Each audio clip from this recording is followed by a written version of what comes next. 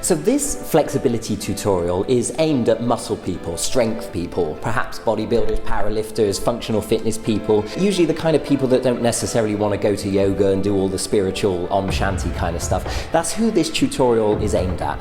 I've involved myself in many different kinds of activities: gymnastics, acrobatics, hand balancing, dance, ballet, capoeira, a little bit of boxing, and I did a natural bodybuilding competition. So I've got a broad spectrum of awareness of many different movement arts and disciplines. And this stretching and flexibility tutorial is aimed at muscle people. Anybody who's a little bit tight, maybe even climbers, maybe even endurance athletes, such as cyclists or runners, tight hamstrings, martial artists even. This tutorial is for exactly that kind of person.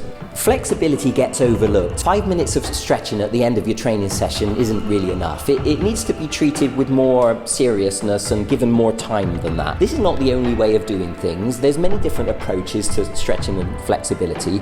The way that a yoga person will do it will have a certain flavor to it. The way that a circus contortionist stretches will be completely different again. I need a lot of flexibility for what I do. I'm a hand balancer. My overhead shoulder mobility needs to be very sort of precise. And so this is the stretching routine that I choose for myself. What you're going to notice is a lot of the stretches are 2 minutes long on each side, and we're stretching multiple positions for each muscle. And so we're going to be working on the splits, the front splits, the side splits, back bends, shoulder mobility, hip flexors are very important, quads.